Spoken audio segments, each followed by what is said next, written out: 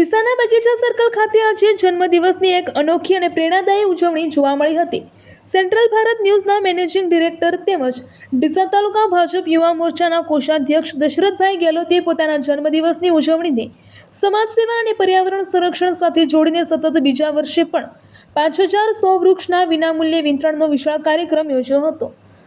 ગુજરાત સરકારના મંત્રી પ્રવીણભાઈ બાળીની પ્રેરણાથી આયોજિત આ અભિયાનમાં સવારે કાર્યક્રમ શરૂ થતાં જ મોટી સંખ્યામાં નાગરિકો, મહિલાઓ, યુવાનો, બાળકો, સામાજિક આગેવાનો, ભાજપના કાર્યકરો તેમજ પત્રકારો ઉમટી પડ્યા હતા।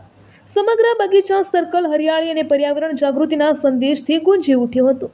આ કાર્યક્રમમાં બીકે ન્યૂઝ ચેનલના ચેરમેન મગનલાલ માળી, ડીસા નગરપાલિકાના પ્રમુખ કૌશિકભાઈ સાધુ, સેન્ટ્રલ ભારત ન્યૂઝના તંત્રી ભાવેશભાઈ પઢિયાર, હિતેશભાઈ ગેહલોત, પત્રકાર હરગોવનભાઈ ચૌહાણ સહિત પત્રકારોની ટીમ તથા ડીસા તાલુકાના ભાજપ આગેવાનો સુમેરસિંહ, કનુભાઈ, શૈલેષભાઈ રાજગોર સહિત અનેક મહાનુભાવો ઉપસ્થિત રહ્યા હતા।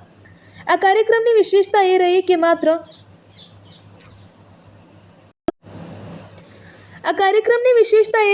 કે આ મોટી સંખ્યામાં બાળકો પણ ઉત્સાહપૂર્વક જોડાયા હતા। બાળકોએ પોતાના હાથમાં મળેલા વૃક્ષોને વાવી તેનું નિયમિત જતન કરવાનો સંકલ્પ વ્યક્ત કર્યો હતો।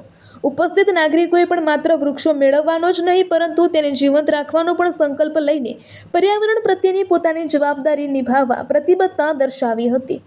વૃક્ષો સ્વીકારનાર દરેક લોકોએ જણાવ્યું હતું કે તેઓ પોતાના જન્મદિવસ કે અન્ય શુભ પ્રસંગની ઉજવણી હવે વૃક્ષારોપણ કરીને, ગરીબોની સેવા કરીને અને સમાજ ઉપયોગી કાર્ય કરીને જ કરશે।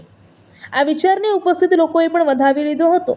આ પ્રસંગે ઉપસ્થિત આગેવાનોએ દશરથભાઈ ગેહલોતના પર્યાવરણલક્ષી પ્રયાસની પ્રશંસા કરતા જણાવ્યું હતું કે આવા કાર્યક્રમો યુવાનોને સમાજ સેવા તરફ પ્રેરિત કરે છે અને પર્યાવરણ સંરક્ષણ માટે અસરકારક જનજાગૃતિનું કાર્ય કરે છે।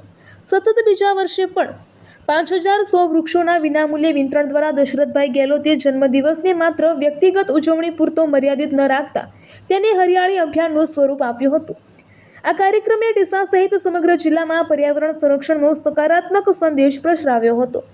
કેક કાપીને જન્મદિવસ ઉજવનારા અનેક હશે પરંતુ 5100 વૃક્ષોનું વિતરણ કરીને હરિયાળા ભવિષ્યનો સંકલ્પ આપનારા દશરથભાઈ ગેહલોત જેવા વિરલા જ હોય છે।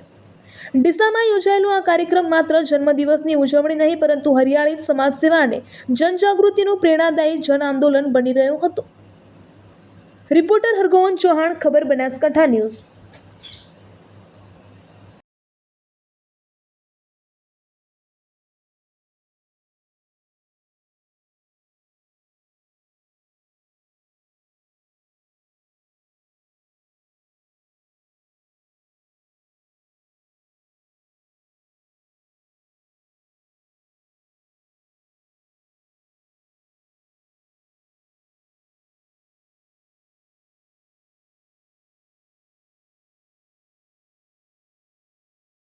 પાઠવું છું ભગવાન ભોળાનાથ મા જગદંબા એમને ખૂબ તંદુરસ્ત રાખે, લાંબુ આયુષ્ય આપે અને તમામ એમની મનોકામના પૂર્ણ થાય।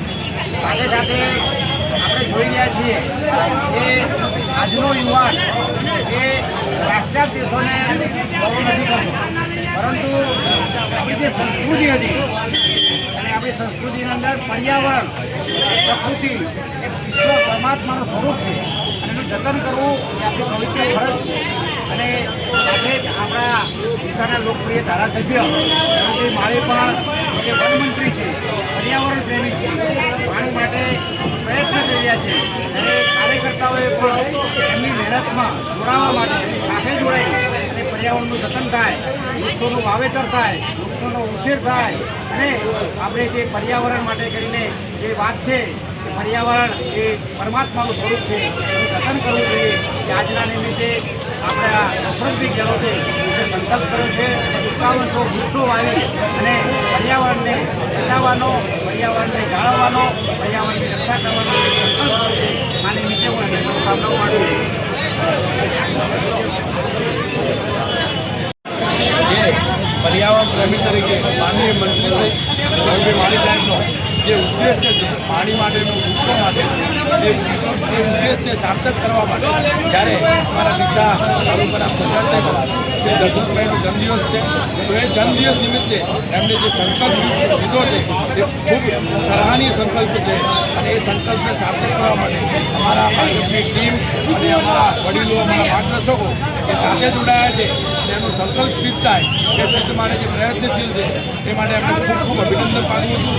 દર વર્ષે જે જન્મદિવસ ઉજવે છે એ જન્મદિવસ નિમિત્તે આવો સંકલ્પ લઈને સારામાં સારો જન્મદિવસ ઉજવે એ માટે નગરપાલિકાની સમગ્ર ટીમ એમના જન્મદિવસ નિમિત્તે શુભેચ્છાઓ પાઠવે છે. જય જય ગરવી ગુજરાત, જય જય ગુજરાત.